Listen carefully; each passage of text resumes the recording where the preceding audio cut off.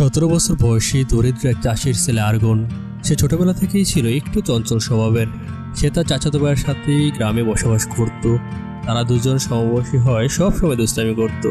দরিদ্র হওয়াতে তাদের রুটি রুজি হিসাবে তারা বনের পশু পাখি শিকার আর কৃষিকাজের উপরে নির্ভরশীল ছিল। এক গভীর পূর্ণিমা রাতে আর্গন কাউকে না জানিয়ে তীর ধনুক নিয়ে জঙ্গলে ছুটে যায় শিকারের উদ্দেশ্যে।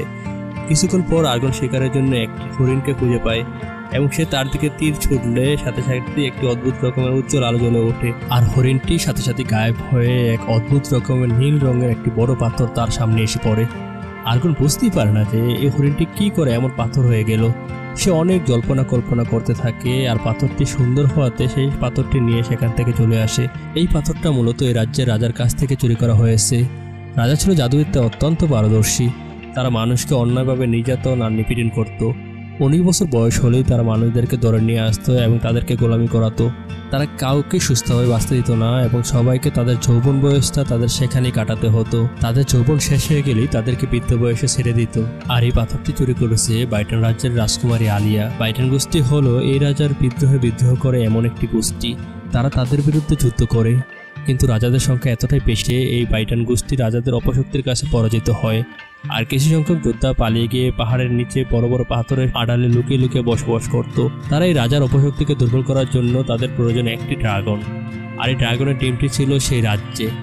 আলিয়া ছদ্মবেশে সেই রাজ্যে গিয়ে সেই ড্রাগনের ডিমটি চুরি করে নিয়ে আসতেছিল, কিন্তু একটা সময় পরে সে ধরা পড়ে যায়।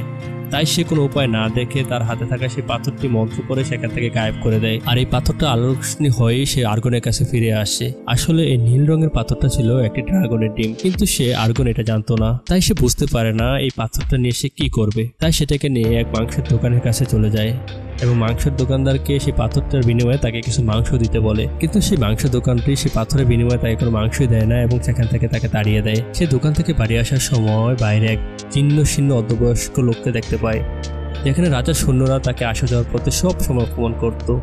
আসলে সেই লোকটি ছিল এক সময়ের একটা ড্রাগন রাইডার। তার এই অবস্থা কিভাবে হলো সেটাই জানবো আর কিছুক্ষণ পরে।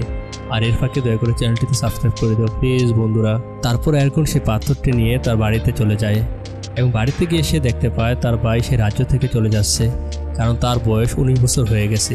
তাই এই রাজ্যের লোকেরা তাকে জোর করে নিয়ে যাবে এবং তাদেরকে গোলামি করাবে, কিন্তু সে তাদের হয়ে গোলামি করতে চায় না। সে সমস্ত রাজারা এতটাই খারাপ যে তারা শুধুমাত্র মানুষদের ক্ষতি করাতো।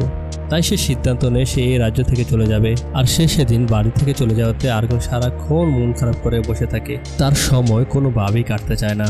একদিন রাতে আর্গন শিকারে না গিয়ে একটি মোমের দ্বারে বসে আসছিল। তখন সে নীল রঙের পাথরটা থেকে নড়াচড়া করে ওঠে এবং পাথরটা ভেঙে ভেতর থেকে একটি নীল ড্রাগন বেরিয়ে আসে। চোখের সামনে এমন অদ্ভুত ঘটনা দেখতে পেয়ে আর্গন প্রথমে একদম চমকে যায় আর সে ভয় পেয়ে যায়। তাই সে ভয়ে ভয়ে সে বাচ্চাটার দিকে এগিয়ে যায়। তখন আর্গন বুঝতে পারে যে সেটা পাথর ভেবেছিল সে আসলে পাথর নয়, সেটা ছিল একটি ড্রাগনের ডিম। সে অনেক সাহস করে আর্গন এবার ড্রাগনের মাথায় হাত দেয়। সে হাত রাখতে রাখতেই এক বিদ্যুতের গতিতে সেখানে একটা আলো জলকানি হয়, আর এই আলো জলকানি এতটাই প্রকট ছিল যে আর্গন সেখানে পড়ে গিয়ে সাথে সাথে সেন্সলেস হয়ে যায়। তবে আলিয়া ও সেই রাজ্যের রাজারা বুঝতে পেরেছিল যে ড্রাগনের বাচ্চা জন্ম হয়ে গেছে। তাই যে করে হোক ড্রাগনটি মেরে ফেলার নির্দেশ দেয়, কারণ রাজা জানতো যে এমন একজন ড্রাগন আরোহী আসবে যে কিনা তাদের অস্তিত্বকে বিলুপ্ত করে দেবে এবং তাদের রাজ্যকে ধ্বংস করে দেবে। অন্যদিকে আর্গন সবার কাছ থেকে লুকিয়ে লুকিয়ে সেই ড্রাগনের বাচ্চাটিকে পেলে পুষে বড় করতে থাকে। একদিন সকালে তাকে মাঠে নিয়ে যায় এবং উড়াল দেওয়ার প্রশিক্ষণ দিতে থাকে। অনেক প্রচেষ্টার পর ড্রাগনটি একবার উড়াল দিতে সক্ষম হয় এবং সে একেবারে নীল আকাশে মেঘ ভেদ করে উদ্যম গতিতে ছুটতে থাকে। অনেকক্ষণ ছুটতে ছুটতে সে ড্রাগনটি আর আসতেছিল না। অন্যদিকে আর্গন সে মন খারাপ করে বসে আসছিল। সে ভেবেছিল হয়তোবা সে ড্রাগনটি আর আসবে না, কিন্তু কিছুক্ষণ পরে তার ভুল ভাঙিয়ে সেই ড্রাগনটি তার কাছে চলে আসে নতুন রূপে। আর্গন সেই ড্রাগনটি দেখে অনেক অনেক বেশি খুশি হয়ে যায় এবং সেই ড্রাগনটি তাকে এসেই বলে সে তার জন্য 1000 বছর ধরে অপেক্ষা করতেছিল, আর সে এমন একজন রাইডারই খোঁজ সে করেছিল, আর আজ থেকে সে তার হয়ে কাজ করবে। তার কথা শুনে আর্গন ভীষণ ভালো লাগতে শুরু করে। তাই সে ভেতরে ভেতরে ড্রাগনের সম্পর্কে জানার জন্য তার তীব্র আকাঙ্ক্ষা বাড়তে থাকে। সে সেই ড্রাগন সম্পর্কে জানতে বাজারে একটি লাইব্রেরিতে যায় এবং সেখানে থাকা ড্রাগনের উপর বিভিন্ন বই পড়তে থাকে। এমন একটা সময় সেই লোকটা চলে আসে। তাই সে আর্গন সেই লোকটাকে বলে সেই ড্রাগনের কাহিনী কি সত্য কিনা, কিন্তু সেই লোকটা তাকে কিছু না বলে সেখান থেকে তাড়িয়ে দেয়। আর্গন মন খারাপ করে চলে যাওয়ার সময় সে দেখতে পায় রাজার সৈন্যরা মানুষের উপর নানাভাবে অন্যায় ও অত্যাচার করতেছে এবং সেই ছেলেটি আর সেই টিম সম্পর্কে জিজ্ঞাসা করতেছে। তারপর সে মাংসের দোকানদার সে আর্গনের নাম ও তার ঠিকানা বলে দেয় তারপর রাজার সৈন্যরা সে অ্যারগনের বাড়িতে চলে যায় তাকে মেরে ফেলার জন্য। অ্যারগনও তার পিছু পিছু যায়, কিন্তু সেই সময় সে ড্রাগনটি সেখানে চলে আসে এবং সে অ্যারগনকে নিয়ে উড়াল দিতে থাকে। তখন অ্যারগন বলে তার চাচাকে মেরে ফেলবে, চাই যত তাড়াতাড়ি সম্ভব তাকে সেখানে নিয়ে যেতে। কিন্তু সেই ড্রাগনটি তার কথা না শুনে তাকে অন্যদিকে নিয়ে যাচ্ছিল, যেটা অ্যারগনের একেবারেই পছন্দ হচ্ছিল না। অন্যদিকে সে ড্রাগন রাইডার, তারও মনে একটু কৌতূহল জেগেছিল, তাই সেও অ্যারগনের পিছু পিছু যায়। অনেকক্ষণ পর অ্যারগন যখন তার বাড়িতে ফিরে আসে তখন সে দেখতে পায় রাজার সৈন্যরা তার চাচাকে মেরে ফেলে চলে গেছে। আর তার চাচার এই অবস্থা দেখে সে কান্নায় ভেঙে পড়ে, কারণ তার আপন বলতে একমাত্র কাকাই ছিল। সে পাগলের মতো আচরণ করতে থাকে এবং সে ড্রাগনকে দোষারোপ করতে থাকে। আসলে ড্রাগন বুঝতে পেরেছিল যে এত পরিমাণ সৈন্যর সাথে সে কোনোভাবেই পেরে উঠতে পারবে না, তাছাড়া তাকে পেলেই মেরে ফেলবে। তাই যে করে হোক তাকে সেখান থেকে বাঁচানোর জন্য সে উড়াল দিয়ে সেখান থেকে চলে যাচ্ছিল। তারপর সেখান থেকে সমস্ত সৈন্যরা চলে গেলে সে তাকে সেখানে নিয়ে আসে। অন্যদিকে অ্যারগন বাইরে এসে সে ড্রাগনের সাথে খারাপ আচরণ করতে থাকে এবং সে তার কাছে ফিরে আসতে নিষেধ করে দেয়। এবং সে যখন তার চাচার লাশ ধরে কান্না করতেছিল ঠিক সেই সময় সেই লোকটা সেখানে চলে আসে। আর সেই লোকটাকে দেখেই অ্যারগন একেবারেই রেগে মেগে আগুন হয়ে যায় এবং তাকে মেরে ফেলার জন্য তার দিকে অগ্রসর হতে থাকে। আর সেই ড্রাগন রাইডার যখন তার হাতটি ধরে ফেলে ঠিক সেই সময় সে দেখতে পায় তার হাতে একটি চিহ্ন আছে, যেটা তার মতোই দেখতে। তখন সেই লোকটি তাকে বলে, তোমার সামনে ভয়ঙ্কর এক বিপদ আসতে চলেছে, তাই যত তাড়াতাড়ি সম্ভব তোমাকে এই রাজ্য থেকে চলে যেতে হবে, নয়তো সেই সমস্ত রাজার সৈন্যরা তোমাকে এসে মেরে ফেলবে। কিন্তু সে প্রথমে তার কথা বিশ্বাসই করতে চাচ্ছিল না, কিন্তু সে বলে আজ থেকে তার সমস্ত দায়িত্ব সে নিবে, তাই যত তাড়াতাড়ি সম্ভব এখান থেকে চলে যেতে হবে। তাই সে ঘরে আগুন দিয়ে তাকে সেখান থেকে জোর করে নিয়ে যাচ্ছিল এবং বাইরে এসে তাকে বলে সে ড্রাগনটিকে ডাকতে। কিন্তু সে আর্গন সে কোনোভাবেই সে ড্রাগনকে ডাকতে চায় না, কারণ সে মনে করতো তার চাচার মৃত্যুর জন্য সে ড্রাগনটি দায়ী। তখন সেই লোকটি আর্গনকে বুঝিয়ে বলে যে রাজার সৈন্যদের সঙ্গে তুমি বা তোমার ড্রাগন লড়াই করে টিকে থাকতে পারবে না, বরং তোমাদেরকেই ক্ষতি হতো। এসব কিছু শোনার পর আর্গন জিজ্ঞাসা করে, তুমি রাজা আর ড্রাগন সম্পর্কে এত কিছু কিভাবে জানো? এই কথা শুনে সেই লোকটি তাকে উত্তর না দিয়ে সেখান থেকে নিয়ে যায়। তারপর তারা সেই রাজ্য থেকে অন্য রাজ্যের উদ্দেশ্যে চলতে থাকে। তারা জানতো রাজার সৈন্যরা সমস্ত জায়গায় ছড়ে ছিটিয়ে রয়েছে, তাই তারা ঘন বন জঙ্গল পাহাড়ি রাস্তা দিয়ে পথ চলতে শুরু করে, যাতে করে তারা রাজার সৈন্যদের চোখ ফাঁকি দিয়ে সেখান থেকে চলে যেতে পারে। আর সেই ড্রাগন রাইডারটি সে ড্রাগনকে চারদিকে নজর রাখতে বলে, কিন্তু তারা যাওয়ার পথে কোনো এক পাহাড় থেকে সে রাজার সৈন্যরা সে ড্রাগনকে দেখে ফেলে। তাই রাজা আরো শক্তিশালী সৈন্যদেরকে পাঠায় তাকে মেরে ফেলতে। চতুর্পাশে রাজার সৈন্যরা জড়ো হতে থাকে এবং তারা যেই পথ দিয়ে যাচ্ছিল সেই পথে ব্লক আটকে দেয়। তাই তারা বুঝতে পারে যে সেদিক দিয়ে যাত্রা করা তাদের জন্য হবে মারাত্মক লেভেলের বিপদের। তাই তারা একটি ছোট্ট নদীর কোল ঘেঁষে তারা যাত্রা শুরু করে। অনেকক্ষণ যাওয়ার পরে তারা একটি বাড়ি দেখতে পায়, যেখানে বাস করত একজন জাদুকরণী মহিলা। তারপর তারা সে ঘরে ঢুকলে সেই জাদুকরণী মহিলা সেখানে চলে আসে এবং সেই মহিলা আর্গনকে দেখেই তার ভবিষ্যৎবাণী করে দেয়। এবং সেই মহিলাটি বলে যে তোমাকে রোজ একটা মেয়ে স্বপ্নে ডাকে।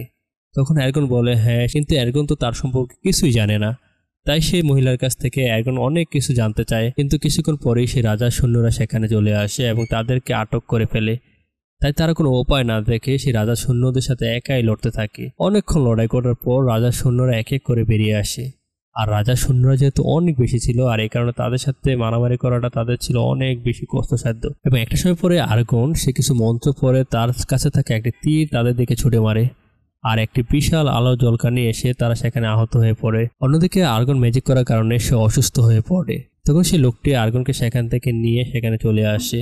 আর সেই লোকটি বুঝতে পেরেছিল যে এটা ছিল সে ড্রাগনেরই জাদু, কিন্তু সে ড্রাগনটি ছোট হওয়াতে এই সমস্ত জাদুবিদ্যা প্রয়োগ করলে সে ড্রাগনটি অল্প বয়সে মারাও যেতে পারে। তাই সেই লোকটি তাকে এই সমস্ত কাজ করতে একেবারেই নিষেধ করে দেয়। এবং সেই ড্রাগন রাইডারটি সে আর্গনকে বিভিন্ন তন্ত্র মন্ত্র শিখাতে থাকে, তাকে বলে যে কীভাবে কি মন্ত্র পড়তে হয়। তখন আর্গন সাথে সাথেই সেই ড্রাগনের পিঠে ওঠে এবং সে সমস্ত জিনিস ঘুরতে থাকে এবং সে বিভিন্ন জিনিস দেখতে পায়।